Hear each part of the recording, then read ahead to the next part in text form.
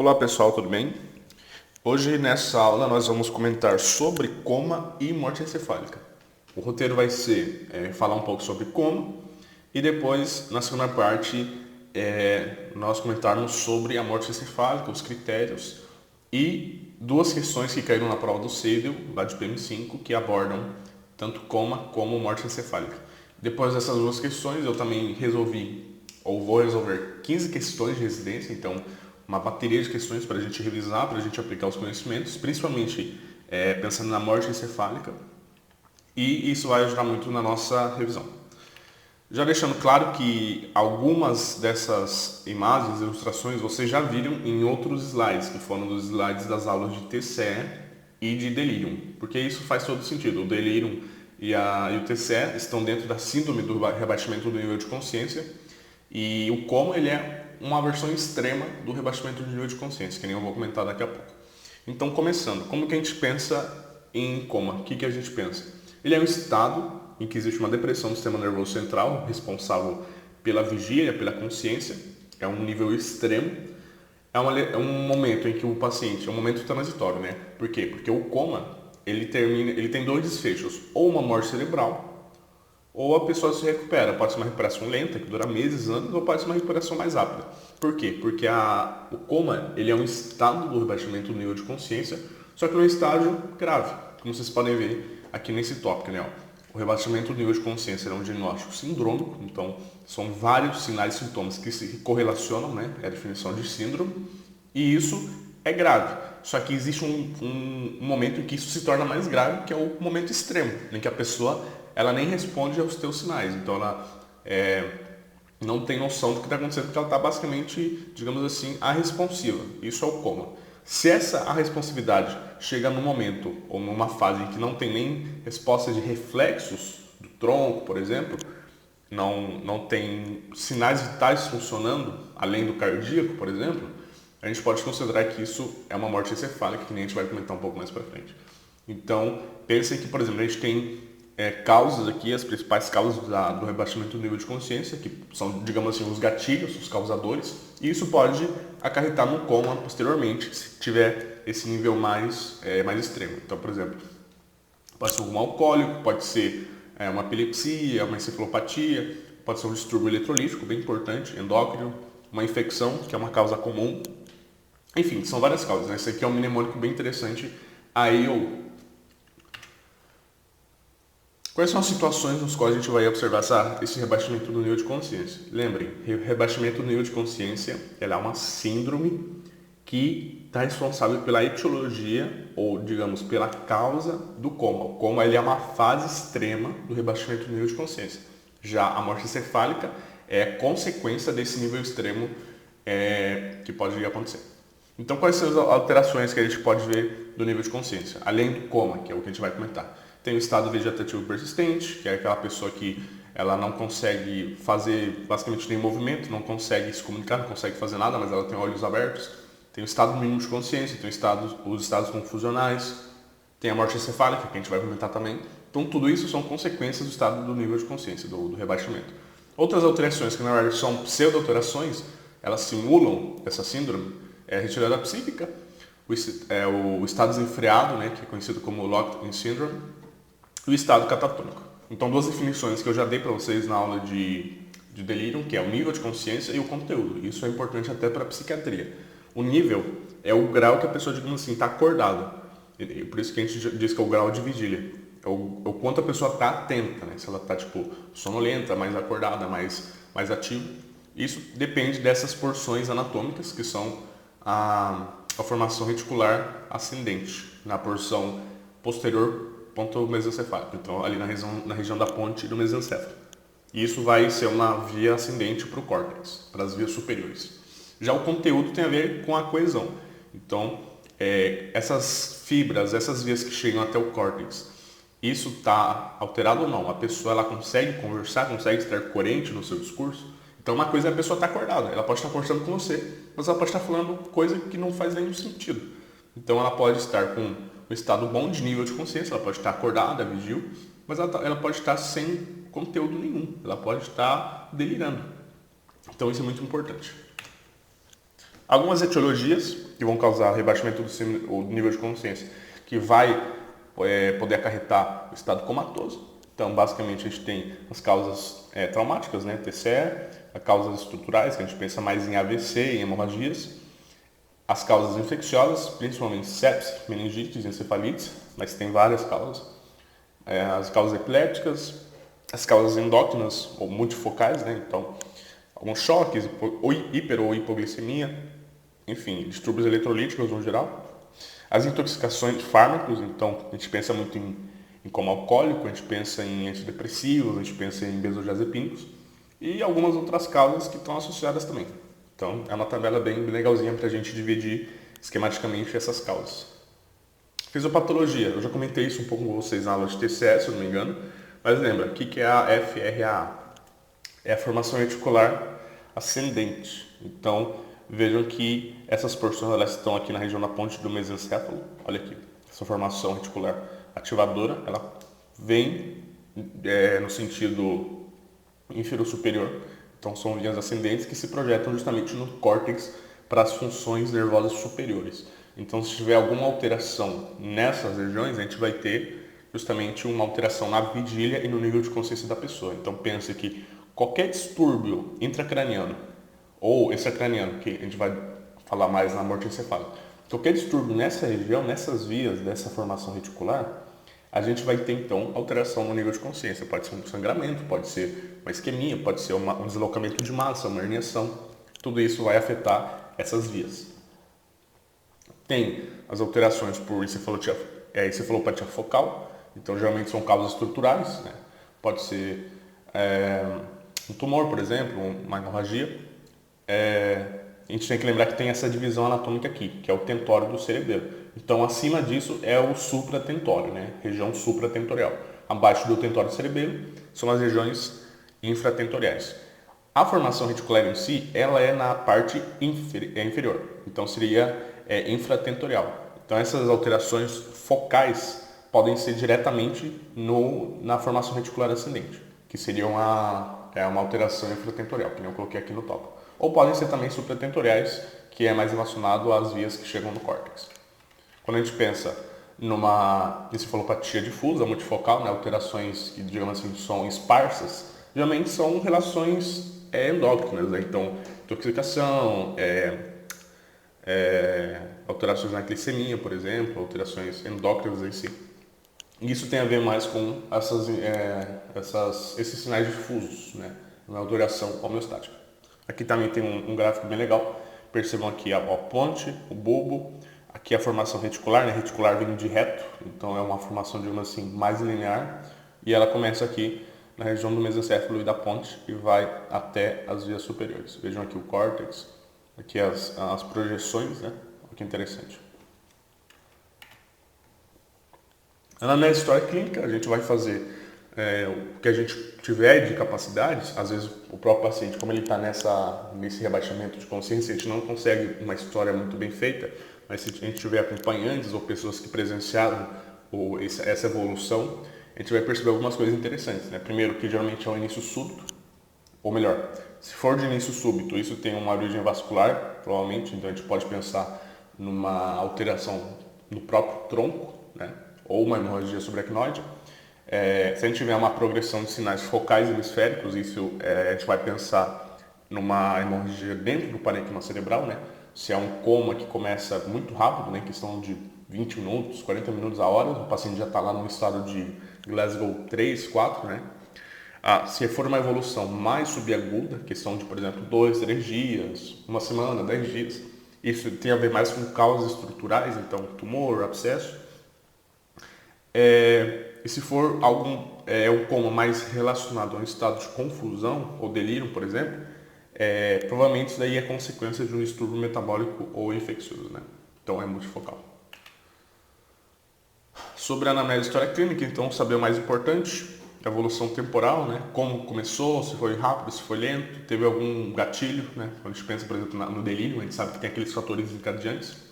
Associação patológica, né? Se isso veio junto de outros sinais e sintomas, se teve outras queixas, isso é muito importante.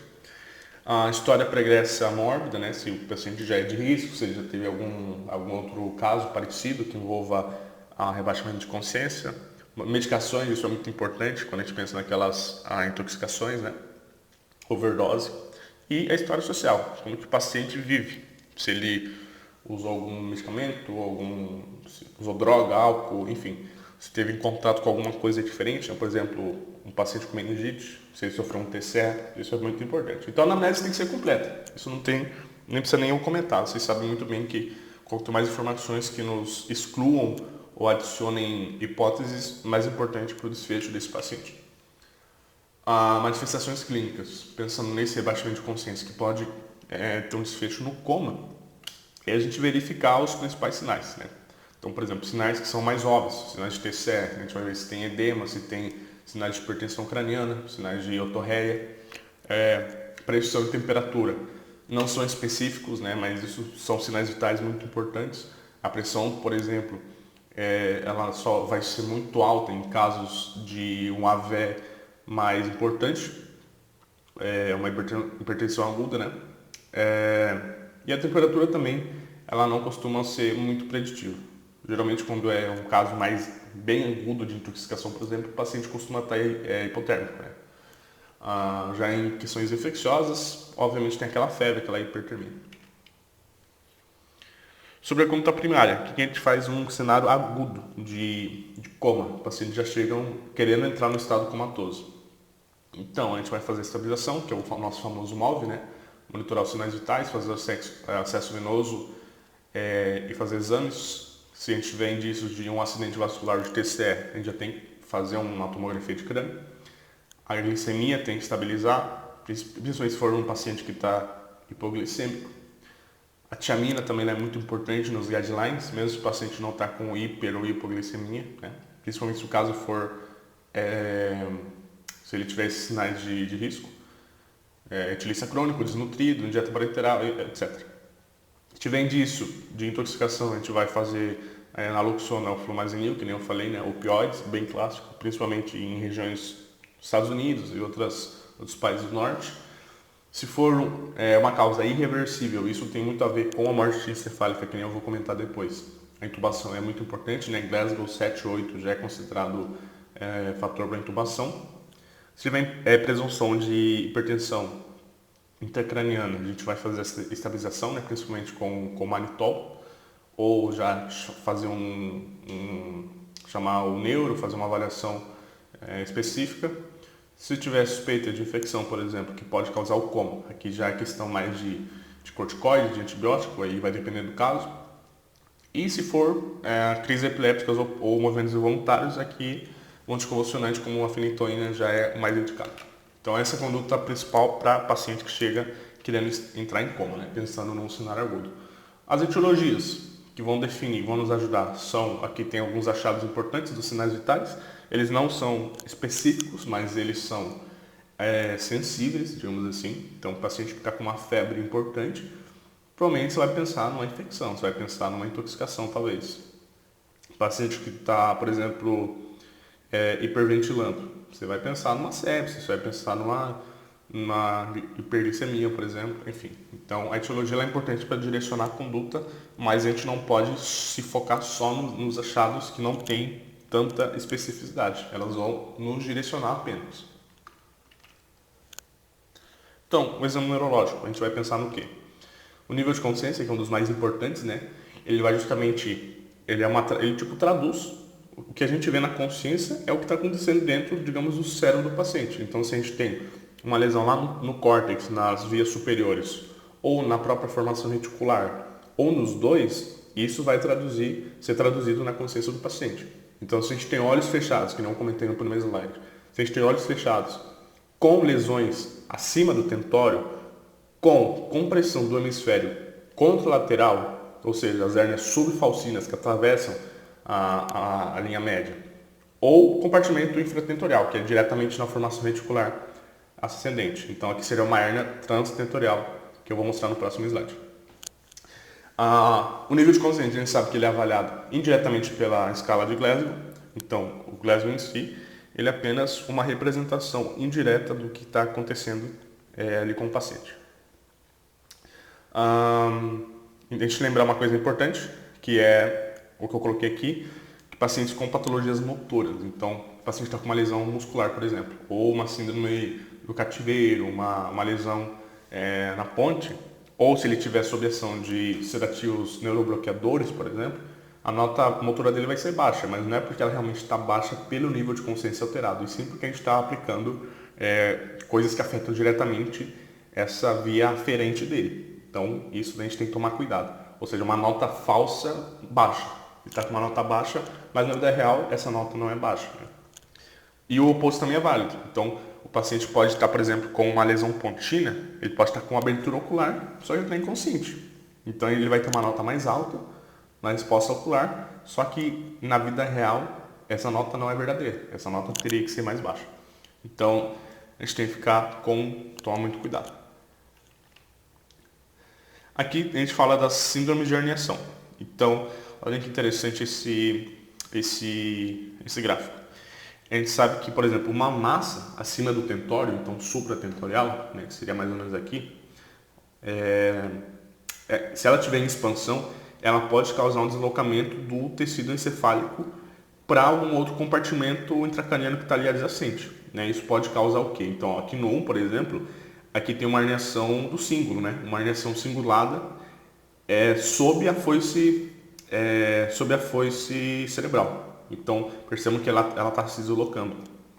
No 2, aqui também, ó, nessa setinha para baixo aqui, é uma herniação transtentorial, né? Ou seja, central, que está indo para baixo. Na 3 também, que é essa outra setinha aqui, a gente tem uma herniação do úncus, bem importante, sobre a borda da tenda do cerebelo, né? A borda do cerebelo seria aqui. Aqui na 4, que seria aqui bem na parte inferior, a gente tem uma herniação da amígdala cerebral. Para quem não lembra a amígdala, depois dá uma olhadinha lá na anatomia, nas imagens. Na amígdala cerebral para o forame magnum, que já está aqui na parte do tronco mesmo, né? Então o coma e a morte encefálica vão ser consequência quando esse 2, né? Essa setinha 2, ou a setinha 3, ou a 4, vão produzir uma compressão do tronco encefálico. Então olha que interessante. A gente tem várias vias, várias formas pelas quais o tronco vai ser afetado e causar morte encefálica. Por quê? Porque a morte encefálica, como a gente vai ver depois, os critérios dela envolvem justamente a responsabilidade das funções troncoencefálicas. Então, o paciente não respira sozinho, o paciente não faz alguns reflexos pulbares e pontinos do mesencéfalo também. Então, pensem, ele é importante, né? Essa herniação cingulada sobre a foice. Só que o 2, o 3 e o 4 são o que vão afetar justamente comprimir o tronco. Então, pra gente, isso é o que importa. Então, olha esse próximo slide aqui que é interessante. A gente tem alguns sinais neurológicos, aqui serão respostas de reflexos mesmo, e como que isso se traduz. Então, por exemplo, aqui na fase diencefálica precoce, então pensa lá no diencéfalo, bem interiorizado no encéfalo, a pupila ela vai estar pequenininha, né, mais ou menos 2 milímetros de diâmetro, e vão estar reativos. Então, os movimentos oculares do paciente eles vão estar intactos. E a resposta à dor vai ser proposital e semiproposital. Às vezes ela vai ser assimétrica. Então, aqui geralmente está pequenininha, mas ela digamos assim, não tem anisocoria. E tem uma resposta à dor que ela é proposital ou semiproposital, né? Conforme a localização. Quando a gente pensa na fase tardia, isso geralmente vai estar associado com achados similares, exceto para a questão da estimulação dolorosa, que geralmente vai resultar numa postura decorticada, né? Vai fazer aquela flexão dos membros inferiores, ou nos superiores também, que pode ser ou não assimétrica. Se a gente tiver uma relação com o mesencéfalo, né? Se tiver uma alteração e um acometimento do mesencéfalo, a pupila vai ficar fixa, com tamanho médio, então mais ou menos 5 milímetros de diâmetro, então bem maior do que as outras, os dois exemplos aqui. Vai ter uma adução reflexa dos olhos aqui, e a dor vai produzir uma descerebração. Então aqui vai ter uma extensão dos membros. Então olha a diferença. Enquanto na fase diencefálica tardia tem a flexão, aqui no mesencéfalo vai ter uma extensão, que é justamente a postura que a gente chama de descerebração. Agora, se a gente tiver um envolvimento da ponte ou da medula, né, isso também vai levar a pupila fixa. Então, isso não muda, vai ser igual ao mesencéfalo. E pupila fixa, tamanho médio também, enfim. Só que elas vão estar acompanhadas com a perda do reflexo de abdução. Então, não vai ter resposta motora e vai ter somente flexão da perna para a estimulação dolorosa. Então, apesar da lesão ser restrita à ponte, embora isso seja restrito à ponte e isso produza pupilas pontiformes, né, em forma de pontinho, como resultado dessa destruição das vias descendentes, enfim, a herniação para baixo ela vai ocorrer até o nível da ponte. E isso está associado com pupila de tamanho médio, porque a herniação também vai interromper algumas fibras parasimpáticas, né? Então, a gente tem uma alteração das vias simpáticas descendentes, mas também das vias parasimpáticas, que vão ser as que vão contrair a pupila lá no terceiro nervo, que a gente vai ver depois em umas questões que isso é bem legal. Então, esse é um resumo dos sinais do coma, né? Com herniação transtentorial para baixo. Lembra que a herniação transtentorial para baixo é essa daqui, ó. Essa setinha 2 aqui, ó. Bom, Glasgow, só revisando, não precisa falar, né? Toda aula eu falo sobre isso. Então, a gente tem sinais e reflexos que vão ter nota 15, só que pela resposta pupilar a gente vai ter também uma perda de 2 possíveis pontos, né? Sobre o exame neurológico, a gente vai ver que isso pode evidenciar algumas doenças, né?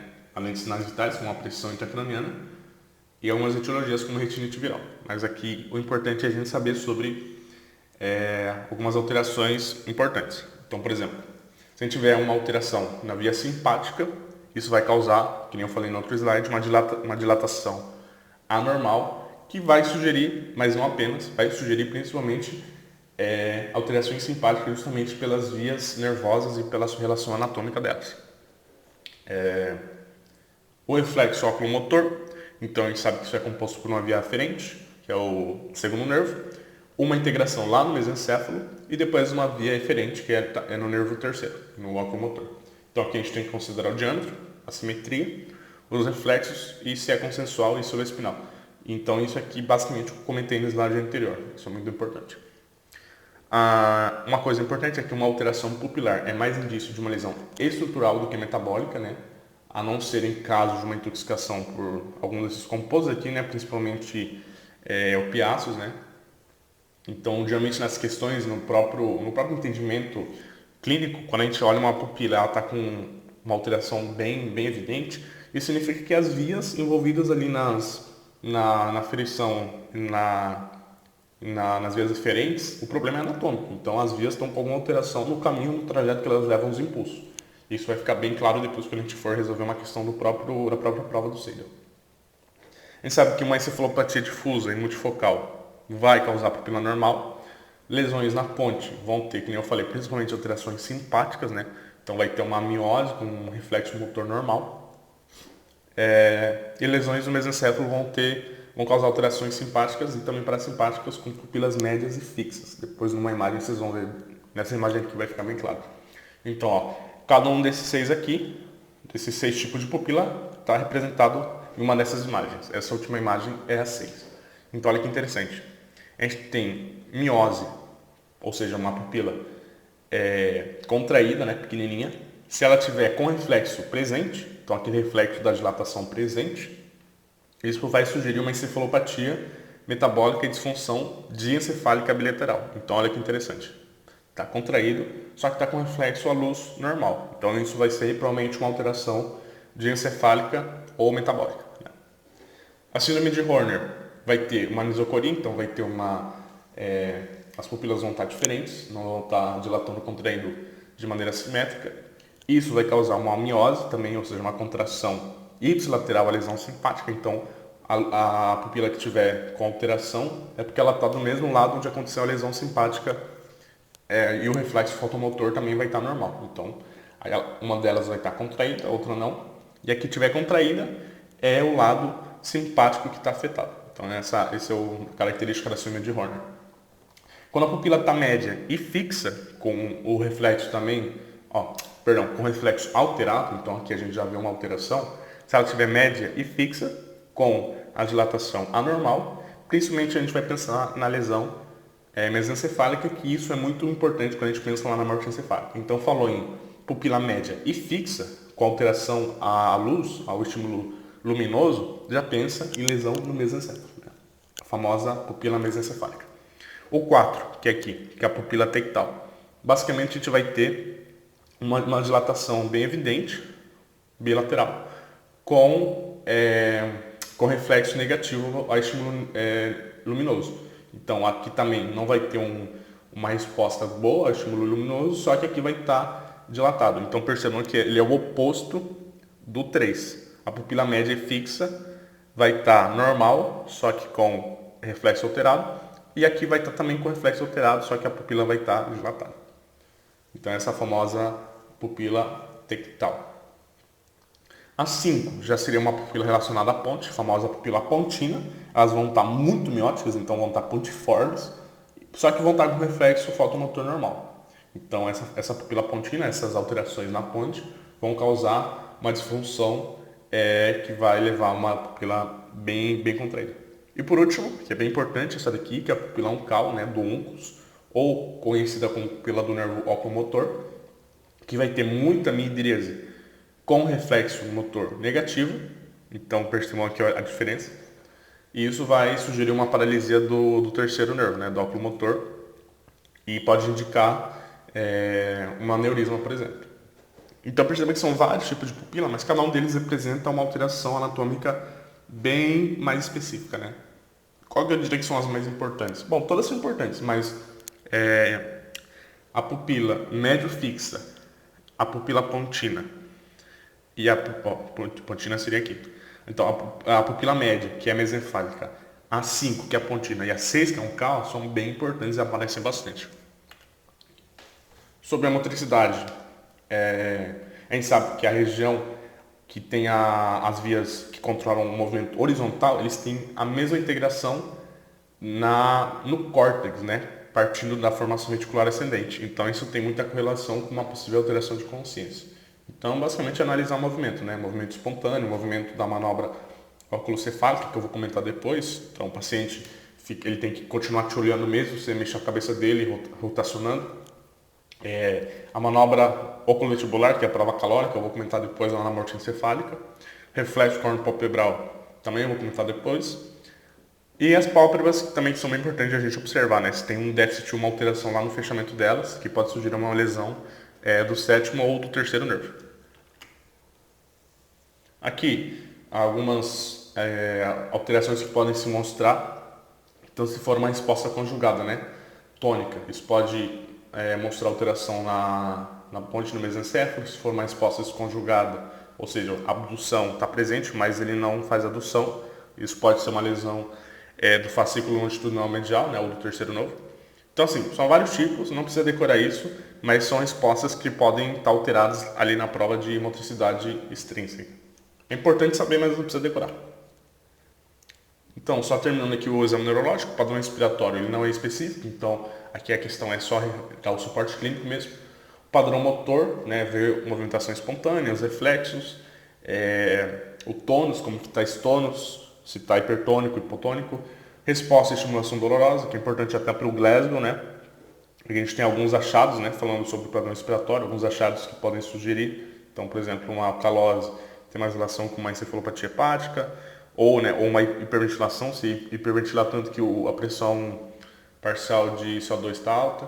Uma acidose respiratória, a mesma coisa, uma intoxicação, como, por exemplo, um benzodiazepínico. Se tiver uma acidose metabólica, isso pode sugerir uma CAD, né? Enfim, então isso aqui são achados que sugerem algumas etiologias. O tipo de padrão motor, tem uma hemiparesia com comprometimento facial, isso vai ter um envolvimento hemisférico contralateral. A decorticação que eu já comentei, né? É uma disfunção supratentorial. A descerebração também já comentei, aqui tem 2 exemplos aqui. Tem a ver também com uma extensão anormal, provavelmente do tronco encefálico alto. se tiver uma resposta extensora anormal nos braços, né, nos membros superiores com flacidez, ou se tiver uma resposta flexora fraca nas pernas, isso vai sugerir uma lesão na ponte. E se não tiver resposta, ou se tiver flacidez, isso vai sugerir uma lesão periférica associada com lesão pontina da região baixa da ponte ou do bulbo. Então, assim, o tipo de padrão motor ele é bem específico. Aqui a escala FOR, que é usado, eu pessoalmente nunca vi sendo usado, mas ele é considerado como muito mais específico para reflexos do tronco, né, muito mais do que o Glasgow, porque ele vai reconhecer, por exemplo, a diferença entre uma síndrome do carceramento e um possível estado vegetativo. Então, ele também inclui sinais que sugerem hérnia cerebral. Então, aqui tem as pontuações, né, ocular, motora, reflexos do tronco e respiratório. Mas, pessoalmente, eu nunca vi sendo usado, embora seja considerado bem mais eficiente e mais acurado.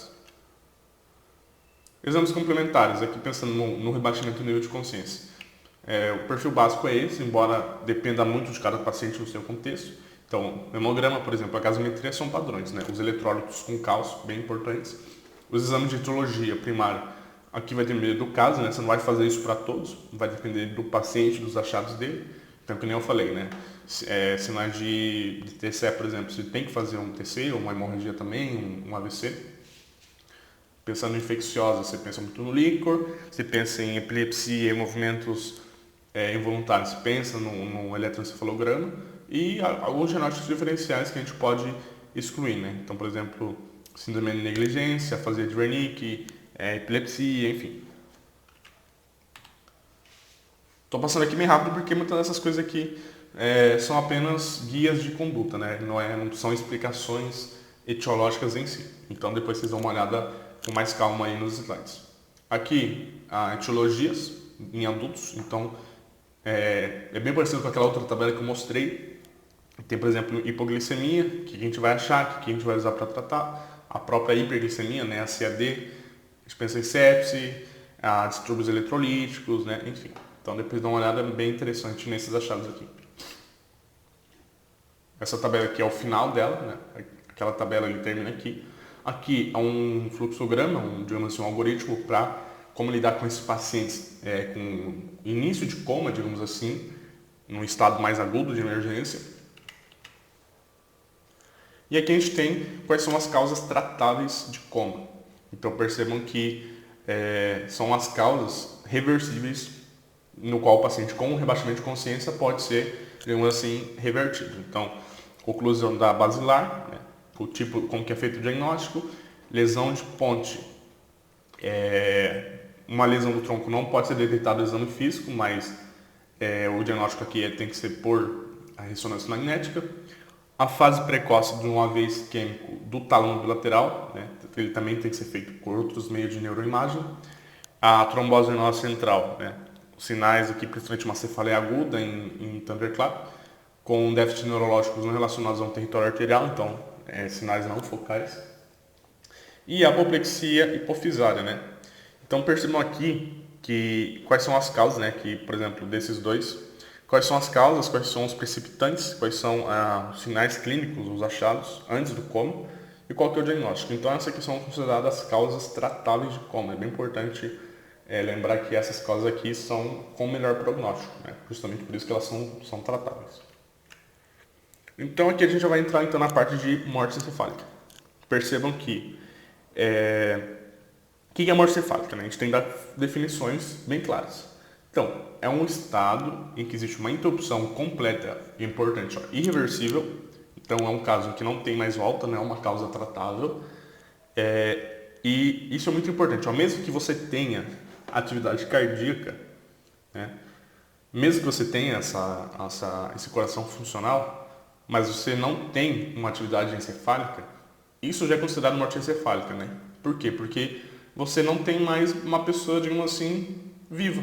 Você tem uma pessoa apenas bombeando o sangue, mas você não tem uma pessoa viva.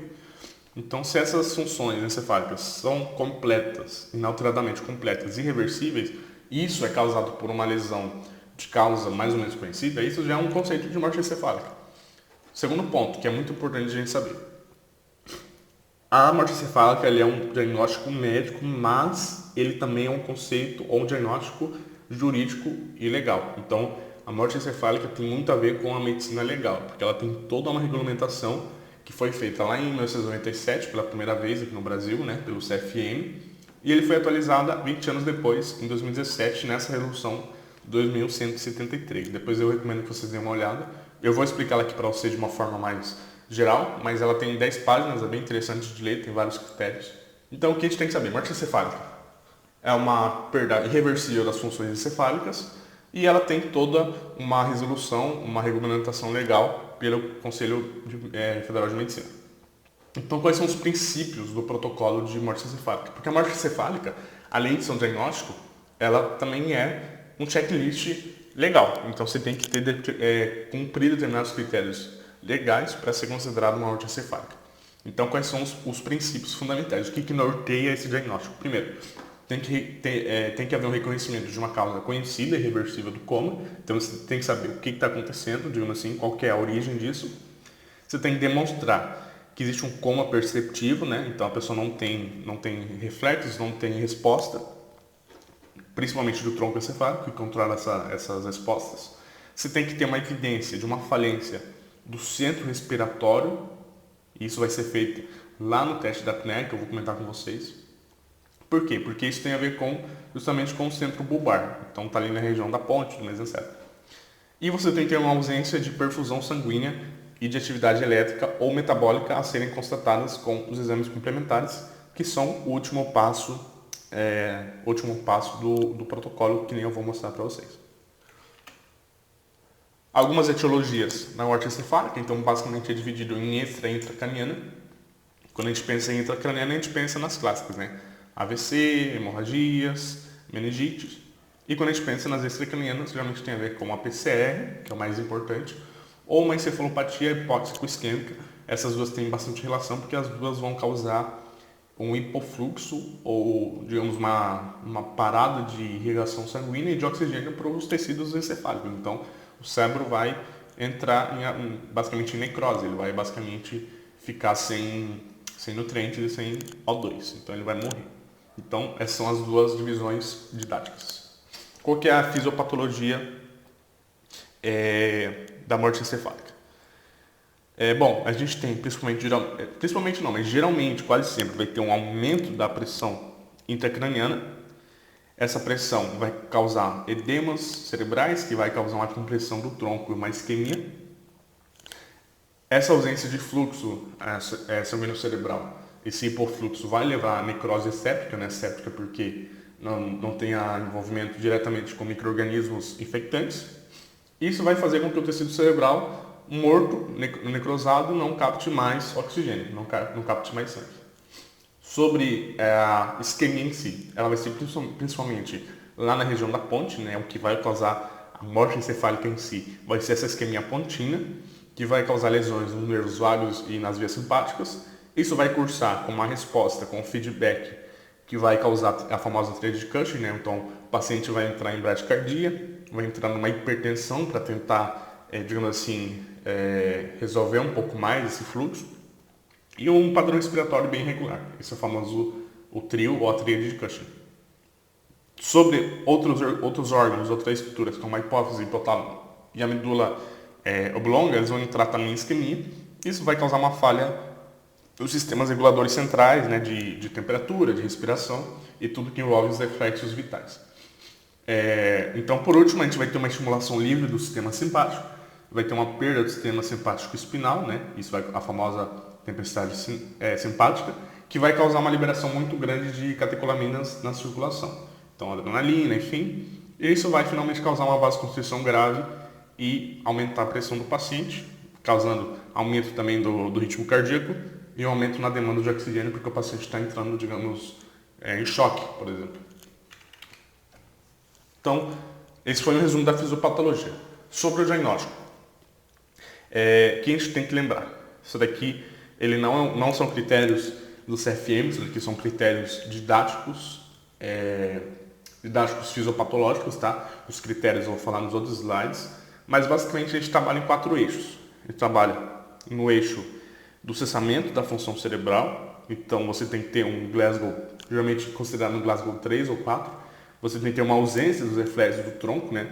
Então as respostas pupilares, corneanas, orofaríngeas, eles vão estar ausentes. Você vai tentar provocar movimentos oculares com algumas manobras, isso não vai dar certo, você não vai ter uma positividade desses reflexos. Você não vai ter respostas respiratórias, você não vai ter um esforço ventilatório, né? Espontâneo, por exemplo. Depois, sobre a irreversibilidade da disfunção cerebral. Você tem que conhecer a causa desse coma, né? Você tem que saber explicar o quadro clínico do paciente, você tem que confirmar que isso é irreversível.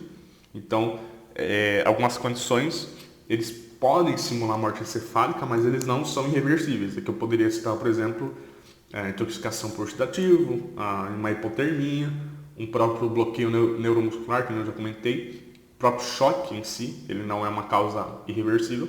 Então esses quadros têm que ser excluídos, porque isso pode ser reversível. Ou seja, você pode recuperar o paciente se ele tiver nesses casos. Aqui tem que ser causas irreversíveis, tem que comprovar que o paciente não tem mais volta. Depois, sobre a persistência da disfunção, então tem que ter um critério mínimo, né, que a gente vai comentar depois. E os exames confirmatórios adicionais, você tem que demonstrar que realmente o fluxo sanguíneo não está mais funcional, não tem mais como recuperar esse cérebro, porque ele está isquemiado, ele está morto, ele não tem mais atividade elétrica, não tem mais atividade sanguínea.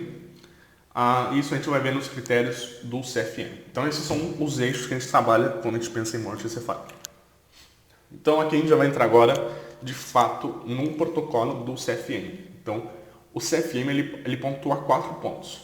São 4, digamos assim, checklists que você tem que preencher para considerar que realmente você tem uma morte diagnosticada, uma morte encefálica diagnosticada. O primeiro ponto são os pré-requisitos. Então, assim, ele é o começo de tudo. O que a gente tem que ter certeza antes de passar para os pontos 2, 3 e 4? São os requisitos mínimos. Então, a gente tem que saber a origem da lesão encefálica, né? Tem que ser uma causa conhecida. Então, por meio de uma tomografia, por meio de uma lesão que a gente vê, um TCE, tem que ser uma causa conhecida. A gente tem que saber de onde ele veio. A gente tem que excluir os fatores confundidores. Então, alguns fatores podem mimetizar uma morte encefálica. Então, a gente pensa, por exemplo, na síndrome de Guillain-Barré, a gente pensa numa síndrome locked-in, que eu já comentei, uma intoxicação endógena, enfim, um distúrbio eletrolítico, por exemplo. Se a gente pensar numa hipernatremia, ela pode ser uma causa do coma, mas ela é uma causa mimetizadora, digamos assim. Enfim, a hipotermia grave também, ela pode ser um fator confundidor, que nem eu já comentei, porque os reflexos do tronco eles podem desaparecer com uma temperatura muito baixa. Então, o paciente lá em hipotermia e ele não tem os reflexos, não é porque ele está numa condição de morte encefálica, é simplesmente porque o tronco não está funcional naquele momento pela temperatura. Então, esse é um fator muito importante. A gente tem que excluir tudo aquilo que pode simular uma morte encefálica. Depois, descartar efeitos medicamentosos. Então, se a gente, por exemplo, pensa em medicamentos que vão deprimir o sistema central, tem que aguardar pelo menos 5 meias-vidas desse medicamento para a gente começar o protocolo. Então, por exemplo, tem uma tabelinha bem interessante aqui. Vamos pensar no midazolam. O midazolam ele vai deprimir o sistema nervoso central, vai causar um estágio letárgico no paciente, que vai simular o rebaixamento de nível de consciência, e ele tem uma meia-vida de 2 horas. Então, ele demora 2 horas para ficar na metade da concentração original. A gente tem que esperar 10 horas, ou seja, 5 meia-vidas deles, para garantir que esse efeito não está mais funcional. Então, esse é um dos critérios. Só que ele tem que considerar uma coisa. Se a gente tiver uma insuficiência hepática ou renal, a gente tem que determinar um intervalo de acordo com a gravidade daquele paciente. Porque um paciente com doença renal crônica, por exemplo, talvez não demore só 10 horas para chegar nas 5 meia-vidas. Então, isso vai depender do paciente. Continuando. Período de observação. O paciente ele tem que ficar num período de pelo menos 6 horas a partir do momento que ele chegou no contexto hospitalar. Então, o paciente veio, por exemplo, foi da UPA lá para o hospital, por exemplo, foi de outro ambiente, 6 horas também. O paciente chegou no SAMU, 6 horas. O paciente chegou do nada, 6 horas. Só que tem uma exceção. Se a gente tiver uma encefalopatia hipóxica isquêmica, né, uma disfunção por um hipofluxo ou não fluxo sanguíneo para o tecido encefálico, ou se a gente tiver uma hipotermia terapêutica, esse período tem que ser pelo menos 24 horas. Então, essas são as duas exceções. Para todos os outros casos são 6 horas, mas para esses dois casos aqui são 24 horas, porque é um paciente que vai demorar mais para mostrar uma recuperação. Então, isso é muito importante. E tem também os sinais vitais mínimos, que é bem importante a gente saber esses dois valores. Temperatura corporal tem que ser maior de 35 graus e a saturação de O2 tem que ser maior de 94. E os valores da pressão arterial são esses daqui dessa tabelinha. Então, a gente pensa na sistólica e na média. Então, vamos pensar no paciente adulto, acima de 16 anos. Tem que ter no mínimo 65 da pressão média, que inclusive é o valor lá do choque séptico, se vocês não se esqueceram, do sepsis 3, e uma sistólica mínima. Então, o paciente está lá, por exemplo, com PA 90/70, a gente já pode abrir um protocolo de morte encefálica? Não, porque ele não está com a PAS mínima. Então, isso é muito importante. E aqui, quando a gente pensa em bebezinhos, né, o valor até 5 meses é 1 e entre 5 meses e 2 anos é outro. Então, isso é muito importante. Então, esses são os pré-requisitos. O que a gente tem que garantir que o paciente tenha antes de passar para os próximos passos dos testes clínicos em si? É saber a origem da lesão, excluir fatores que estão mimetizando, que podem mimetizar a morte encefálica, descartar efeitos de depressores do sistema central, ter um mínimo de tempo de observação para não, digamos assim, comer bola, né? Principalmente se forem esses dois casos aqui, que são 24 horas, e tem que ter um sinal vital mínimo persistente. Não pode pegar um paciente hipotérmico, hipertérmico, não pode pegar um paciente hipossaturando, enfim. Agora a gente passa para o passo 2. São 2 exames clínicos feitos por 2 médicos diferentes. Antigamente, na resolução de 97, você só podia ter médico neurologista ou neurocirurgião fazendo esses exames clínicos. Só que as novas diretrizes permitem que outros tipos de médicos, outras especialidades façam esses exames. Então pode ser um médico intensivista, emergencista, se eles tiverem em capacitação. E se não tiver nenhum desses tipos de médico, você pode fazer com qualquer outro médico, desde que ele tenha pelo menos 1 ano de experiência no atendimento de morte de coma. E se ele tiver feito um desses duas coisas aqui, um curso de capacitação para morte encefálica, ou se ele já tiver acompanhado pelo menos 10 pacientes com diagnóstico de morte encefálica.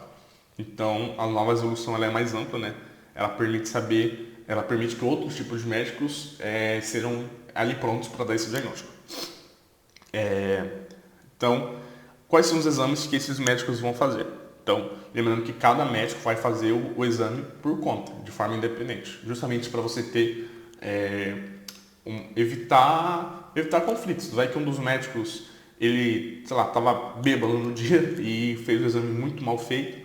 Aí chega outro médico que está em estado normal e percebe, não, peraí, você não percebeu que realmente ele não está com esses sinais que você está dizendo, né? Então, os 2 exames têm que ser congruentes, tem que ter um nível de acurácia bom. Então, quais são os tipos de coma? Pode ser um coma profundo perceptivo, com ausência da resposta motora, supraespinal a qualquer estimulação. Então, o que a gente vai fazer aqui? A gente vai avaliar o paciente, vai verificar a presença de resposta verbal, motora, ocular, vai pedir para abrir os olhos, mexer algum membro, aquela coisa bem típica do exame neurológico normal, né? Quando a gente vai olhar o Gleason. Então, a gente pega lá, por exemplo, no tronco e na região encefálica, vai estimular o leito ungueal, a articulação da mandíbula, né? Temporomandibular, o trapézio, na região supraorbitária. Se a gente tiver, por exemplo, aqueles padrões motores como de cerebração ou de corticação, né, a gente não pode fazer o diagnóstico de morte encefálica, isso é muito importante a gente saber. E também vale ressaltar, gente, que alguns pacientes eles vão poder apresentar sinais que demonstram a persistência dessas atividades medulares, né, como, por exemplo, um reflexo tendinoso profundo, um movimento de membros, né, enfim. Ele pode ter também sudorese, taquicardia, só que esses sinais eles são considerados primitivos, né? Esses sinais aqui, eles não invalidam o diagnóstico de morte encefálica. Por quê? Porque são sinais primitivos, são sinais automáticos. Eles não são sinais que demonstram um funcionamento do tronco, dessas respostas supraespinais. Então, mesmo que ele tenha tudo isso, você ainda pode continuar com o protocolo de morte encefálica. Isso é muito importante. Aqui a gente entra numa das partes mais importantes, que são os reflexos do tronco cerebral, que é a principal estrutura, a principal região anatômica relacionada à morte encefálica. Então, por exemplo, um reflexo fotomotor ausente. a gente vai usar um estímulo luminoso, né, um feixe de luz, e as pupilas elas têm que estar médio fixas, com diâmetro mais ou menos 4 milímetros. Elas podem estar regulares, né, com diâmetro variável ou assimétrico. Então, a pupila tem que estar médio fixa, que nem eu já mostrei para vocês naquela ilustração no começo, e ela tem que estar com reflexo fotomotor ausente. Sobre o reflexo córneo-palpebral ausente, né? Então a gente vai pegar um algodão, vai pegar um pedacinho, molhar ele com soro fisiológico e aplicar ele lá no canto lateral inferior da córnea. Se ele não tiver esse reflexo, quer dizer que está ok, que pode continuar com o reflexo do tronco. O reflexo óculo-cefálico ausente, ele tem que estar ausente justamente porque você tem alterações nas vias oculares ali, nervosas, o famoso teste do olho de boneca, né? Olha que legal essa ilustração aqui. Então você mexe ou faz movimentos rápidos laterais com o paciente, pode ser vertical também. Se ele não continuar te olhando, digamos assim, fixo, se o olho seguir o movimento da cabeça, quer dizer que tem algo errado, né? Quer dizer que tem um reflexo ausente.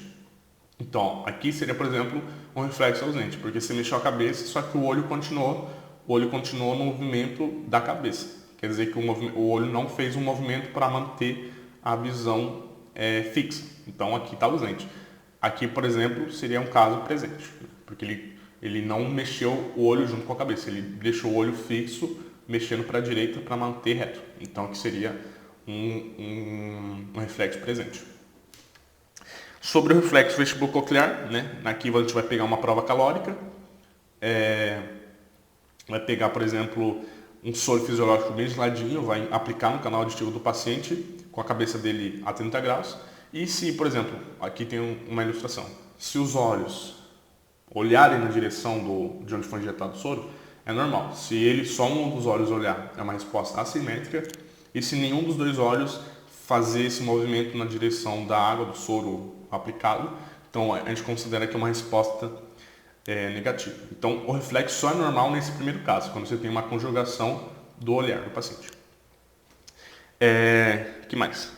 Reflexo da tosse também é importante. A gente vai colocar uma cânula de aspiração traqueal na carina para ver se ele tem esse reflexo de estimulação, de irritação ou de bradicardia reflexa. Então tem que ver se o paciente tem esse reflexo de tosse mesmo. Sobre o intervalo clínico dos dois médicos, a gente tem esse intervalo mínimo. Então, por exemplo, quando a gente pensa numa criança ou num adulto, né, qualquer coisa acima de 2 anos de idade, esse intervalo tem que ser de 1 hora. Então, o médico 1 foi lá e examinou, ele tem que esperar pelo menos 1 hora para que o médico 2 venha e examine também. Já se for um bebezinho, né, principalmente de poucos dias ou poucas semanas, é pelo menos 1 dia de espera. Então, isso é importante também. Só que para a maioria dos casos, né, não sendo bebê, é 1 hora. Que mais? Terceiro passo do nosso checklist do CFM é o teste de apneia. Então, o que é importante saber? Diferentemente, tipo assim, gente, ó, os dois médicos só precisam fazer o teste 2, que é o teste o exame clínico em si. O passo 3 e 4 são exames que só uma confirmação já basta, principalmente o 4, porque o 4 são os complementares. Então, complementar você não precisa de 2 médicos fazendo o mesmo exame complementar, porque não depende do médico, né? Só depende do exame da máquina, enfim. Então, o terceiro passo é o teste de apneia. Ele é obrigatório para ser feito para o diagnóstico, só que ele só precisa de uma vez um teste já basta, né? Uma positiva já basta, por exemplo. Então, os sinais vitais tem que estar conforme aqueles valores dos pré-requisitos, então temperatura acima de 35 e saturação acima de 94 e aquelas pressões que eu já falei, né? Pressão sistólica mínima de 100 e PA média mínimo de 65. A gente tem que ver se não tem fatores tratáveis que podem estar simulando ou influenciando o padrão respiratório, eu já falei sobre isso, né? Então, por exemplo, causas extracefálicas, né? Como trauma medular cervical ou doenças neuromusculares. A gente tem que fazer uma pré-oxigenação com a fração inspirada de O2 a 100% por pelo menos 10 minutos, de 8 a 10 minutos, para atingir a pressão parcial de oxigênio maior do que 200 e uma PaCO2 entre 35 e 45. Depois, a gente tem que fazer uma gasometria, principalmente de preferência um cateterismo via arterial. Depois, fazer uma interrupção da ventilação mecânica com suplementação de oxigênio por 2 métodos. O método convencional, que é um cateter intratraqueal na altura da carina, com esse fluxo, né, 6 litros por minuto, ou o tubo T conectado ao tubo orotraqueal com fluxo de 12 litros por minuto, ou na aplicação do CPAP nasal, que é uma válvula para 10 centímetros de água com fluxo de oxigênio de 12 litros por minuto com aquela fração expirada de 100%. Então, a gente vai observar por 8 a 10 minutos se os movimentos respiratórios continuam ou não, né? É basicamente para ver se o paciente consegue respirar de maneira espontânea, né? Sem a ajuda das máquinas. E depois de tudo isso, a gente vai fazer uma nova gasometria. Então, se os movimentos cessarem, se a gente perceber que não tem uma respiração espontânea, e se a pressão parcial de CO2 estiver na gasometria arterial estiver acima de 55, então se tiver uma hipercapnia, a gente considera que esse teste ele é negativo. Então o paciente não passou nesse teste, o que significa que a gente consegue prosseguir nesse protocolo de morte encefálica. Então teste 3 ok, podemos passar. Então se o teste é positivo, ou seja, se não tem movimentos respiratórios, a gente prossegue, né? Se esse valor for menor a 55, né, então o teste ele pode ser considerado inconclusivo. E outra coisa importante, se a gente detectar movimento respiratório depois que fizer essa interrupção da ventilação, o teste ele é negativo. Então, também pode acontecer de, por exemplo, nesse teste ocorrer uma instabilidade hemodinâmica. Pode ter também uma arritmia, né, uma saturação pode baixar. E então o teste tem que ser interrompido, tem que ser, digamos assim, pausado e fazer uma nova gasometria. Próximo passo, que é o último passo, é o exame complementar. Então, basicamente, a gente tem que saber que o CFM define 4 tipos de exame complementar que podem ser usados para diagnosticar. Perceba uma coisa interessante. Angiorressonância e angiotomografia, e a tomografia também entra aqui, não são autorizadas pelo CFM para esse critério em si. Então, por exemplo, a gente pensa na tomografia do crânio. Ela pode ser usada? Ela pode ser usada lá nos pré-requisitos para definir uma causa, por exemplo, para definir um acidente. Só que para definir os exames complementares é só um desses tipos aqui.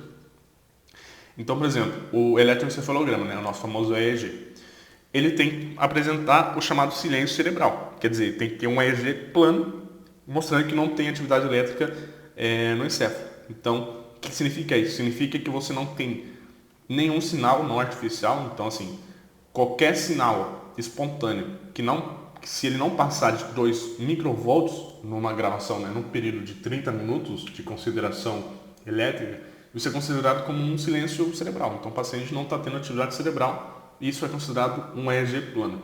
Então é basicamente isso daqui, ó, é um EEG plano. Ele não tem atividade, não está rolando disparos neuronais elétricos. O paciente não tem atividade. O cérebro dele morreu. É basicamente isso.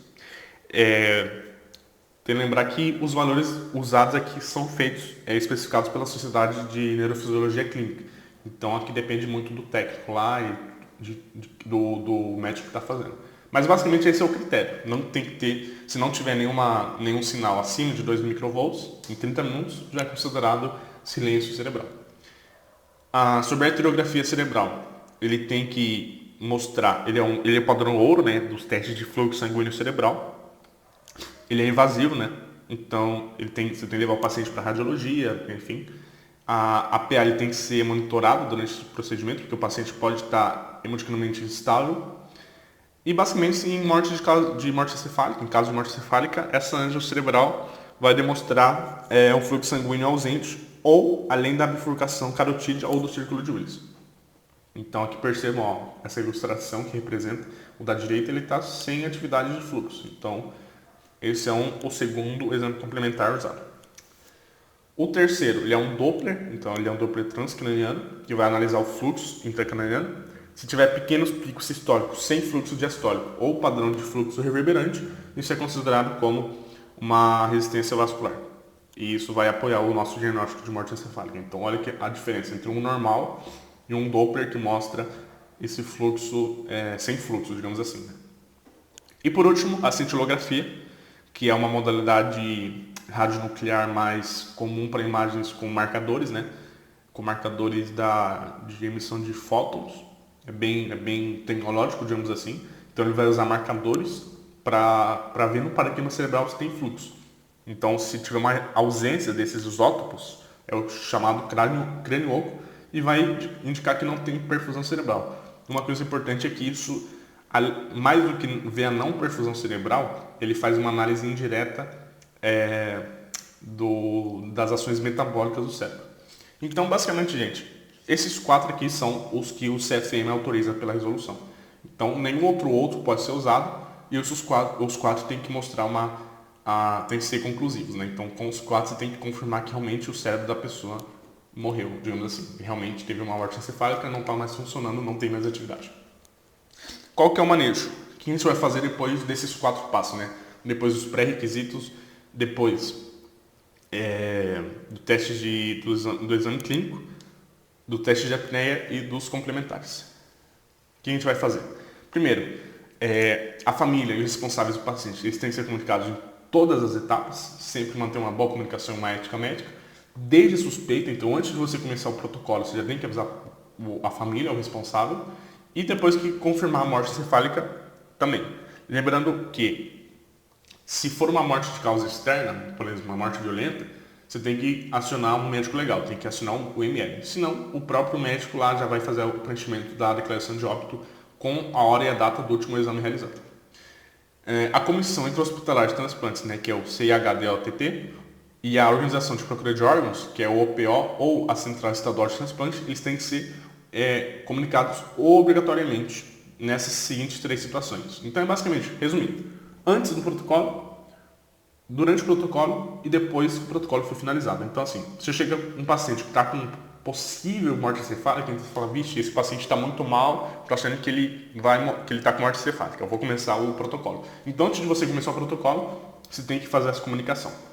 Durante o protocolo, depois que o primeiro médico fez o exame clínico lá e viu que o paciente está com suspeita de morte encefálica, também tem que avisar. E por último, quando os 2 médicos confirmam morte encefálica e você já tem os exames complementares também confirmando, você faz essa confirmação e essa comunicação. Então é antes, durante e depois. Isso é muito importante. Isso também é importante, a gente só vai mencionar sobre a doação para a família depois da comunicação da morte encefálica. A doação nunca tem que ser falada antes, é sempre depois que confirmou que o paciente realmente está em morte encefálica. E uma das coisas mais importantes dessa parte da conduta, a equipe clínica, então os médicos e todos aqueles envolvidos no exame clínico, não podem ter relação com a equipe de transplantes. Por quê? Primeiro, porque isso vai causar um conflito de interesse. Então vai que o médico lá quer doar e ele já é o cara que vai fazer o processo de doação. Então isso não pode. E segundo, porque isso pode também criar um viés. Então o paciente quer que tenha doação, ele precisa, sei lá, doação para um filho dele, ele já vai lá e dá morte encefálica para que isso cause uma doação. Então, isso não pode acontecer. O médico que faz o exame é um e os envolvidos no transplante são totalmente diferentes. Isso não pode ter cruzamento. São independentes. Até coloquei em maiúsculo aqui. E uma coisa bem preocupante é que até 60% das mortes encefálicas não são notificadas. Então, isso mostra como que a gente tem um despreparo muito grande dos serviços hospitalares e médicos. Aqui tem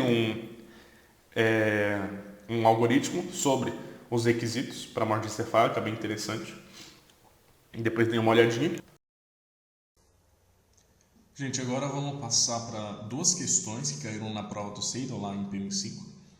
E a primeira diz assim: considerando a avaliação da resposta pupilar à luz em paciente em coma, podemos afirmar que... Então, a letra A diz assim: a anisocoria com dilatação pupilar de um lado representa a lesão da via simpática no hipotálamo ou no gânglio estelar. Gente, falou em anisocoria com uma lesão simpática, vocês têm que pensar lá na síndrome de Horner. Então voltem lá no meu slide, no slide dos tipos de pupila, vocês vão ver que o gráfico que representa uma anisocoria com uma lesão na lesão simpática, isso tem uma relação com miose e não com dilatação. Inclusive, o fato de ser na lesão simpática está certo, no mesmo lado, né? É uma miose ipsilateral. Então, a A está errada, porque não é dilatação, né? É uma contração. Letra B. Pupilas médio fixas ocorrem em lesão do córtex pré-frontal, responsável pelo movimento girar conjugado. Bom, de fato, você tem lá no córtex algumas regiões que vão dar início às vias que controlam o movimento extrínseco horizontal. Só que a pupila médio fixa se vocês notarem também no mesmo slide do tipo de pupila, só lembrar que a pupila médio fixa é o terceiro tipo que está lá naquele slide que eu ensinei, e elas têm a ver com uma lesão mesocefálica. Você vai ter um reflexo fotomotor alterado e essa lesão é mesocefálica. Então é o tipo de pupila mesocefálica. A pupila médio fixa é mesocefálica e não no córtex pré-frontal. Letra C. Pupilas pontiformes e arreativas representam lesão do núcleo olivar inferior do bulbo. Gente, pupila pontiforme, as duas contraídas, né, bem mióticas, isso é coisa de pupila pontina. Tá lá no slide também, dê uma olhada. É o tipo quinto de pupila. Então, vai ter um reflexo fotomotor normal e a pupila muito contraída. Esse é o tipo de ponte e não o bulbo. Por último, a letra D, né, só pode ser a letra D. Vamos ver se realmente está correta. Diz que a herniação oncal causa compressão do nervo oculomotor na cisterna interpeduncular, cursando com a anisocoria. Perfeito, gente. Ó. Olhem lá no slide depois. O sexto tipo, o último tipo de pupila, que é um tipo de pupila chamado de uncal ou do nervo oculomotor, né? Então tem a ver com únculos e com o nervo oculomotor. Vai ter muita midríase, com reflexo fotomotor, né, negativo, e vai ser bem característico desse tipo de compressão no únculos. Então a D está corretíssima. Essa daqui seria a letra D. Questão que eu achei meio difícil, né? Na hora da prova você lembrar esses detalhes anatômicos, mas ela é importante saber. Outra questão que caiu na prova foi essa sobre morte encefálica. Então, olha, eu acabei de explicar tudo isso, então vocês vão ver que está bem fácil. Letra A morte tem que ser realizada por dois médicos, sendo um responsável pelo exame clínico e o outro pelo exame complementar? Não, nada a ver, né? Eu já expliquei para vocês, os dois médicos fazem os exames clínicos. Letra B. A tomografia de crânio com contraste é um dos exames complementares que pode ser utilizado para o diagnóstico? Gente, eu já expliquei para vocês. Tomografia, ele pode ser usado nos pré-requisitos, mas nos exames complementares, a gente tem 4 exames muito bem definidos. Então, quais são eles? Acabei de falar, vamos revisar. Doppler, cintilografia, EEG e arteriografia cerebral. Então, nada de TC nos exames complementares, está errado. Letra C. A notificação da suspeita de morte encefálica é obrigatória e independe da possibilidade da doação de órgãos? Perfeito. Lembra que eu falei, órgãos e exame clínico são coisas diferentes. O médico que está lá fazendo o diagnóstico, ele não está preocupado com doação, com se ele vai ser enterrado, cremado. Ele não interessa o que vai acontecer depois da morte. Ele está preocupado com dar o diagnóstico. Então, quando ele está fazendo o diagnóstico, ele tem que fazer a notificação da suspeita lá para o serviço verificador de transplantes, que eu já falei. Antes, durante e depois do protocolo. Isso independe da possibilidade de doação de órgãos? Sim, porque vai que o paciente nem pode doar órgãos, vai que a família nem quer, vai que o paciente está com um monte de órgãos que nem podem ser doados. Então isso não tem nada a ver com a morte encefálica em si. Uma coisa é o exame, a notificação, e outra coisa é a doação. Então sim, eles são independentes, tá certo? E letra D, o tempo de observação de todos os pacientes para que sejam iniciados os testes é de pelo menos 24 horas.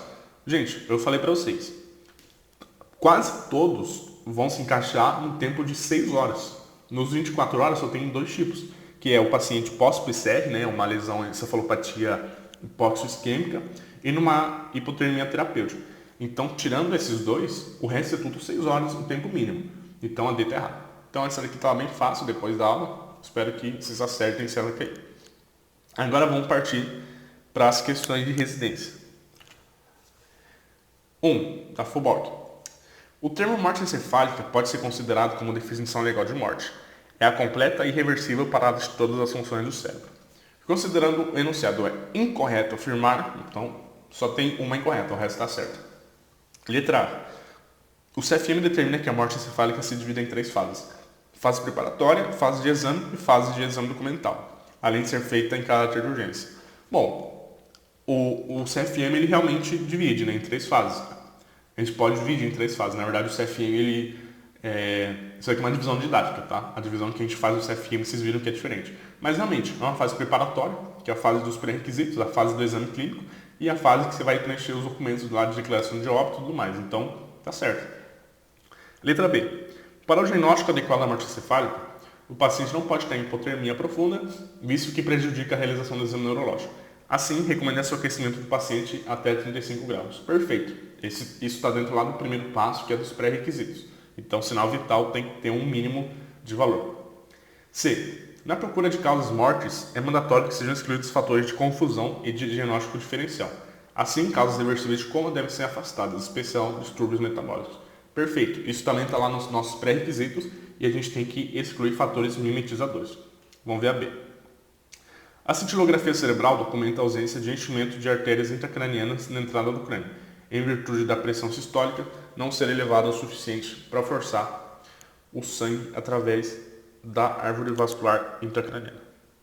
Bom, errado porque a cintilografia, mais do que o fluxo, ela vai avaliar o metabolismo de forma indireta. Então, embora seja uma questão um pouco estranha, uma alternativa estranha, ela está correta.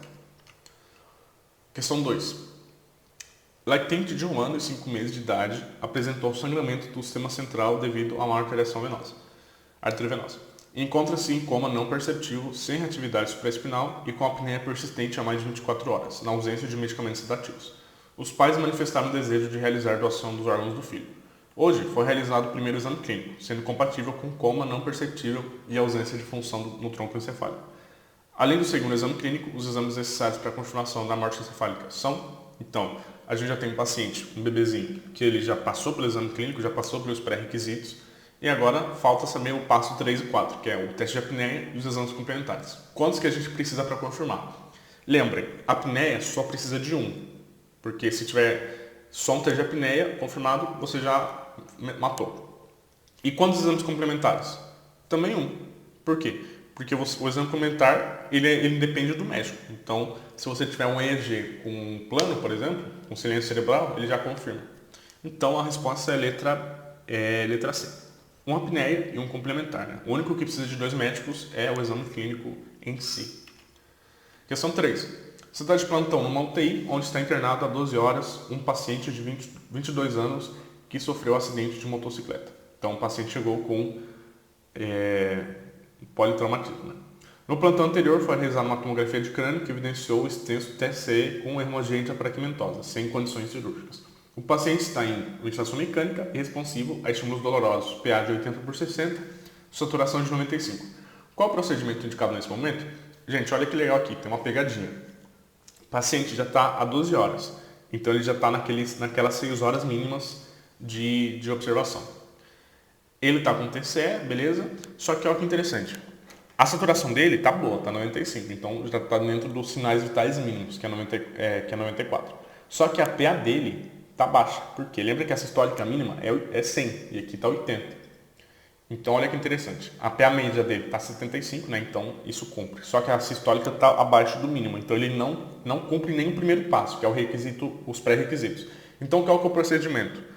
Consultar sobre a possibilidade de doação de órgãos? Gente, não, nada a ver. Eu falei para vocês, isso daqui é outra coisa, é outra equipe que faz, não tem a ver com o procedimento do médico em si.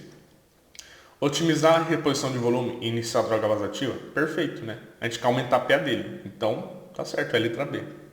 Letra C. Abrir protocolo de morte encefálica? Pô, o resto não precisa ver, né? Porque se não cumpre nem o primeiro passo, não pode já abrir o protocolo. Letra D. Solicitar um eletroencefalograma? Não. O eletro é o último passo, é o exame complementar. Fazer comunicação à Central Estadual de Transplantes? Ainda não, porque você não vai abrir morte encefálica. Você primeiro tem que aumentar a PA dele. Então, letra B. Questão 4. Questão bem facinha. Qual dos seguintes componentes da escala de Glasgow é a mais preditiva de desfecho neurológico? Gente, aqui está bem fácil, né? A abertura ocular? Não, porque não necessariamente o paciente precisa abrir, não necessariamente o fato de ele não abrir ou de ele não abrir espontaneamente vai ser um desfecho tão ruim. Resposta verbal? Também não, né? Às vezes o paciente nem está entendendo direito o que está rolando, está confuso, enfim. Letra C, resposta motora? Perfeito, né? Porque os reflexos que a gente vai testar são respostas motoras, né? Do tronco, movimentos respiratórios, enfim. Então, quanto pior a resposta motora, mais é sinal de desfecho negativo. Isso, e lucidez, isso nem entra no Glasgow, então nada a ver. Então, resposta letra C. Questão 5 da UEL. Sobre a nova resolução de morte encefálica, publicada em 2007, assinale a alternativa correta. A. A confirmação deverá ser realizada por 2 exames clínicos, por 2 médicos diferentes, especificamente capacitados para confirmar o coma não perceptivo e a ausência de função do tronco encefálico, sendo um, obrigatoriamente, neurologista. Gente, não. Lembra que eu falei, nova resolução não precisa ser necessariamente neurologista. Pode ser um emergencista, por exemplo. Letra B. A confirmação deverá ser realizada por 2 médicos diferentes, com intervalo de 1 hora entre os exames e, se possível, um desses profissionais deve atuar na equipe de transplante. Gente, 1 hora é só para adulto, né? E tem outra, um desses tem que estar na equipe de transplante? Nossa, nada a ver, gente. Eu falei, não pode ser o mesmo médico, ele não pode participar das 2 etapas. Transplante é uma coisa e exame de morte encefálica outra. Letra C. A confirmação do exame da morte encefálica deverá ser realizada por 2 médicos diferentes, com intervalo de 1 hora entre os exames. Para todos os pacientes, independentemente da idade? Não, né, gente? Eu falei para vocês, bebês têm um tempo muito maior, podendo chegar até 24 horas de tempo mínimo. Então, 1 hora é só para adultos. Está errado. D. Paciente com sepse e uso de antibióticos estão excluídos dos testes, mesmo que estejam em melhora clínica laboratorial. Não, nada a ver. Isso não exclui. Então, o paciente pode estar em sepse, pode estar usando antibiótico e eles não estão excluídos. Então, nada a ver. Letra D está errada. Letra E. Na repetição do exame clínico, segundo exame, por outro médico, será realizada a mesma técnica do primeiro exame. Não é necessário repetir o teste de apneia quando o resultado do primeiro teste for positivo. Então, perfeito. 2 médicos usando a mesma técnica e a apneia só precisa de uma vez caso for positivo. Perfeito. Letra E.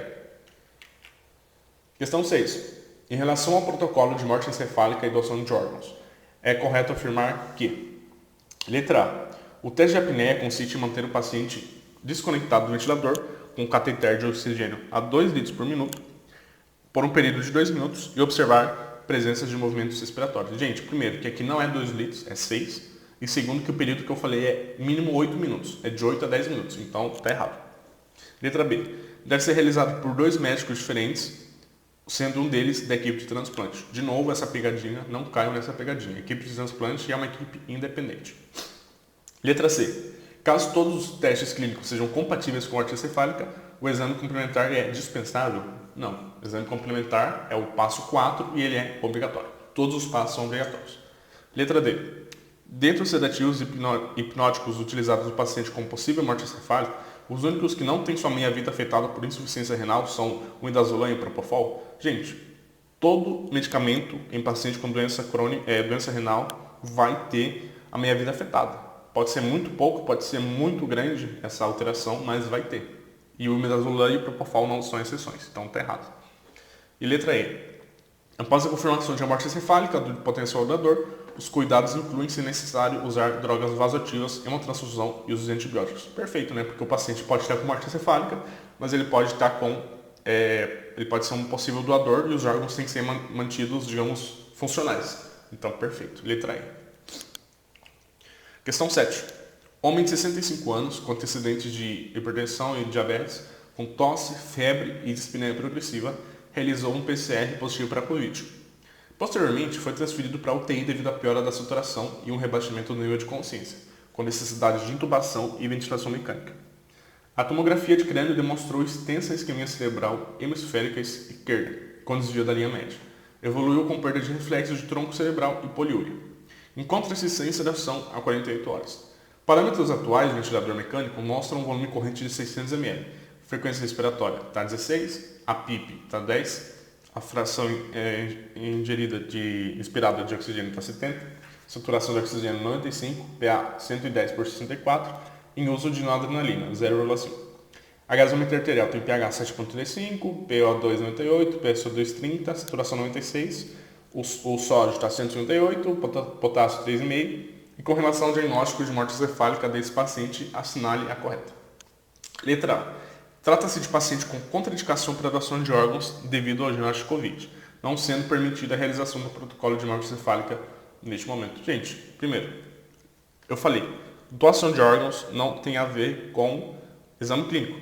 Então, protocolo de morte encefálica tem um checklist bem definido. Covid não tem nada a ver com isso, e muito menos com doação de órgãos. O médico que vai fazer o exame clínico do paciente, o teste de apneia e tudo mais, não está preocupado com a doação de órgãos, eu já falei. Isso é totalmente separado. Então, letra A, nada a ver. Letra B. Deve ser realizado ajuste no ventilador com redução do volume corrente e aumento da FiO2 para 100 antes da realização da prova de apneia. Bom, realmente, lembra que eu falei lá no passo 2, que é o teste de apneia, a gente realmente tem que ter um pré-requisito de uma fração de 100%. Então, tá certo. Letra C. Alteração pulmonar causada pelo Covid com relação PaO2 e FiO2 menor que 200 contraindica a realização da prova de apneia. Bom, na verdade, isso realmente vai dificultar o teste, mas isso não contraindica, né? Isso não tem no checklist na morte encefálica e não está explícito, então não faz sentido. E letra D, não é possível a abertura de protocolo de morte encefálica nesse momento, devido à instabilidade hemodinâmica, com o uso de drogas vasoativas e hipernatremia que deve ser corrigida antes do primeiro exame clínico. Bom, gente, vamos olhar aqui os valores. A PA está 110/64, então a PA média está acima de 65 e a sistólica está acima de 100, então tá certo. Saturação está acima de 94 e a temperatura do paciente nem tem temperatura aqui, né? Então, nem tem temperatura. Então, tá certo, ele está nos valores dos pré-requisitos. Então, é possível sim abrir o protocolo. Então, a D está errado. 8. Mulher de 70 anos, internada devido a pneumonia por Covid. Foi entubada, evoluiu com PCR em atividade elétrica sem pulso e foi reanimada por 4 ciclos. Apresentou retorno à circulação espontânea, porém 20 horas depois exibiu o seguinte exame. PA 110/70, frequência cardíaca 100, respiratória 18, temperatura esofagiana 37, SpO2 95, coma aperceptível com escala de Glasgow igual a 3. Os exames complementares mostram sódio 150, potássio 5. Você é questionado a respeito da abertura de protocolo de morte encefálica. Assinale a resposta correta. Letra A. É mandatório corrigir o nível sérico de sódio para abertura de protocolo. Isso não está nos pré-requisitos, então está errado. Letra B. Não é necessário realizar exame de imagem, tomografia ou ressonância, já que o PCR ocorreu no hospital. Gente, isso está nos pré-requisitos, você tem que saber a causa. Então, o ATC ou RM vai realmente te ajudar nessa etiologia, mesmo que o PCR tenha ocorrido no hospital. Letra C. É mandatório corrigir a SpO2 para 97. Não, tem que ser mínimo 95, então não faz sentido. Letra D. É mandatório aguardar completar 24 horas de observação após a PCR para a abertura do protocolo. Bom, a gente tem 2 casos, lembra? Se for, para quase todos os casos, é 6 horas, e se for após hipoxemia isquêmica ou hipotermia terapêutica, é 24 horas. Esse caso aqui de PCR, ele se encaixa nisso, porque ele é um caso de hipóxia, né, isquêmica. Então, ele realmente é 24 horas, então a D está correta. E aí diz que a notificação é desnecessária em caso de abertura de protocolo de morte encefálica. Não, isso vai contra tudo que a gente já comentou, né? Então aí está erradíssimo. Portanto, D é a correta. 9. Em relação à comunicação da morte encefálica para a família de uma criança, assinale a alternativa correta. A. A família deve ser comunicada sobre a hipótese diagnóstica de morte encefálica somente após o resultado da arteriografia? Não, eu falei para vocês. Eu tenho que ser comunicada desde antes da suspeita. B. O neurologista que realiza o segundo exame confirmatório de morte encefálica é quem deve confirmar a família. Não necessariamente. Ele pode ser e não necessariamente tem que ser um neurologista, né? Letra C. Deve-se comunicar à família sobre a possibilidade de dano cerebral irreversível logo após a hipótese de morte encefálica ser levantada. Perfeito, né? Isso tem a ver com comunicação, clareza e ética na conduta médica. Então, a C está perfeita. E letra D, a família não deve saber da investigação para confirmar. Muito pelo contrário, né? Quanto mais a família souber, melhor. Então, letra C. Questão 10. Resolução número 2163 de 2007 atualiza os critérios para o diagnóstico de morte encefálica no país. De acordo com a resolução, assinale a alternativa que não é um requisito para o diagnóstico de morte encefálica. São necessários 2 testes de apneia por 2 diferentes profissionais. Bom, a gente sabe que já basta. Então A está errado. E aqui a gente já tem o nosso gabarito. Então vamos ver as outras porque elas estão corretas. B. São necessários 2 médicos capacitados, cujos exames devem ser realizados no intervalo definido de acordo com a faixa etária. Em última análise, os exames clínicos devem atestar de forma inequívoca a reatividade supraespinhal. Perfeito. Isso é o critério de morte encefálica e do protocolo. C. O ventilador mecânico em modo CPAP pode ser utilizado se houver instabilidade no teste da apneia, caso o método de PSO10 não seja atingido. Está correto. De fato, você não precisa desligar o ventilador. Isso foi usado muito na pandemia, inclusive. D. A temperatura pode ser aferida pelas vias retal, vesical ou esofágica e não se pode iniciar o protocolo enquanto não for corrigida a hipotermia. Perfeito. Lembra que a hipotermia pode simular a morte encefálica, então você tem que atingir pelo menos 35 graus.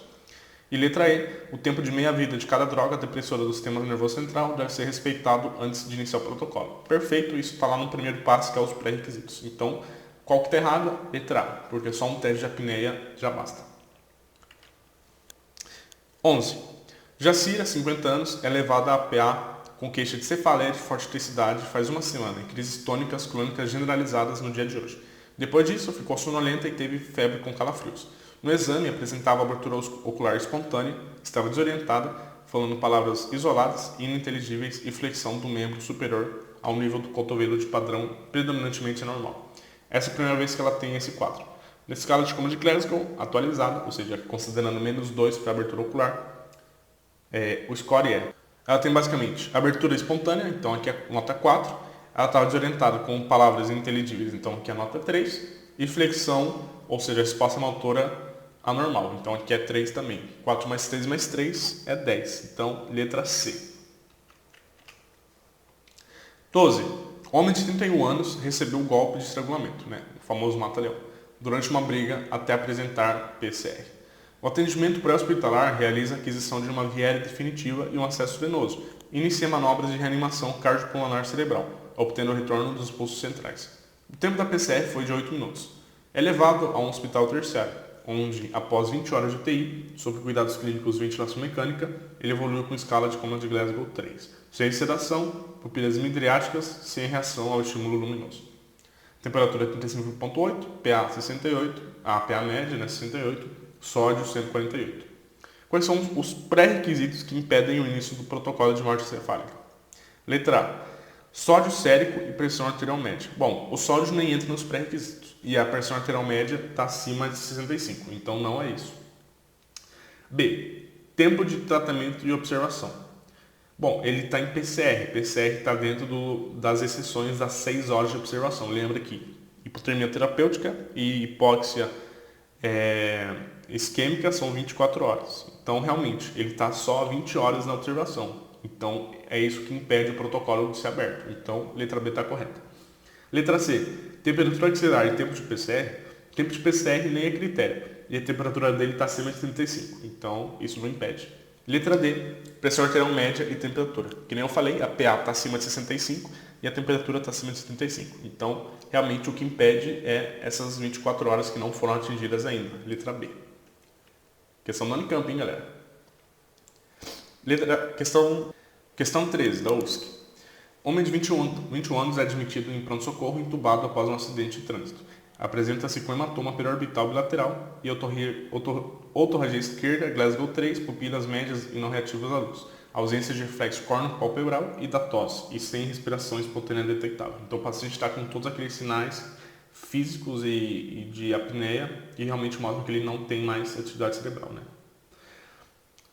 Sinais vitais, a PA está 110 por 70, a frequência cardíaca está 112, a frequência respiratória pelo ventilador está 16, saturação 92%, com fração inspirada 35% e a temperatura está 34,5%.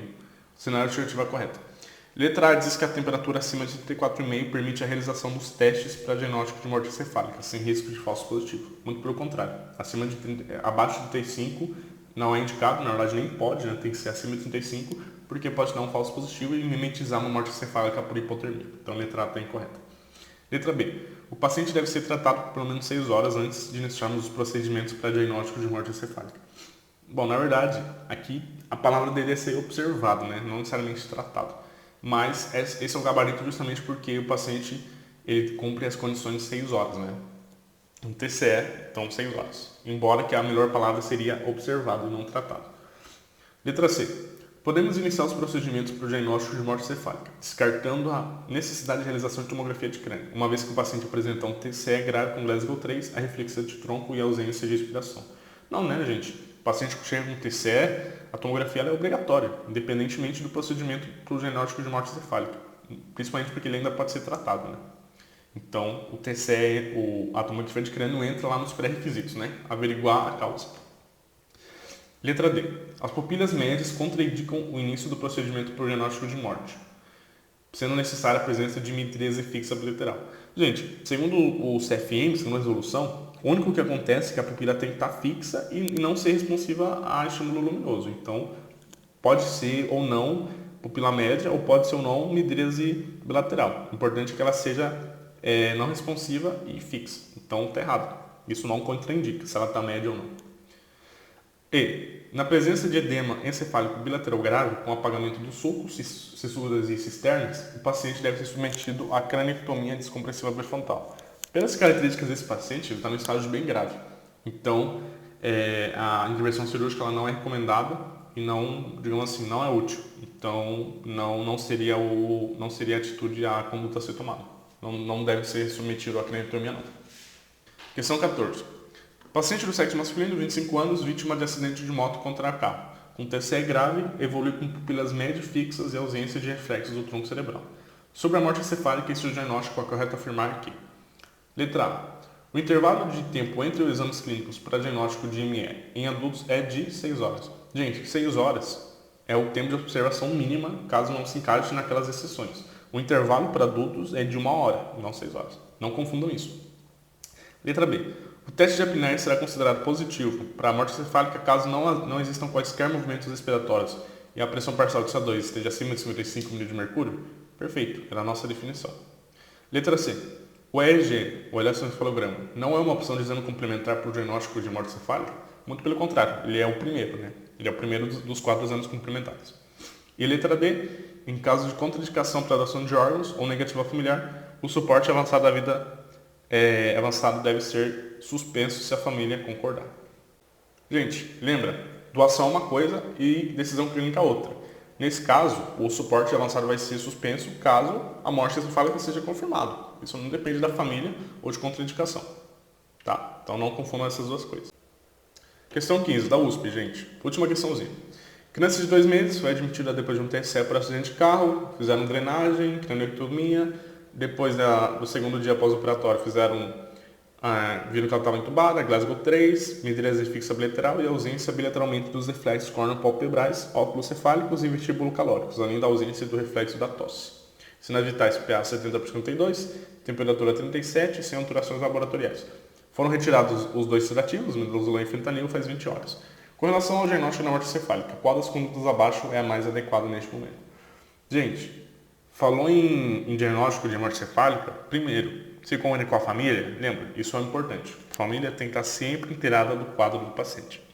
Então, letra A, comunicar à família que será aberto o protocolo? Pronto, perfeito, é isso. Tudo que vem depois, letra B, C e D, vocês foram ler aqui, tudo isso é depois da abertura do protocolo. Sem comunicação e sem a comunicação também para a central de transplantes, por exemplo, você não faz nada. Você não faz nem exame complementar, nem teste de apneia, nem exame clínico. Então, letra A, facinha, e é isso, gente. Então, aqui estão as nossas referências. Vou deixar os slides para vocês e muito obrigado. Espero que vocês tenham bons estudos.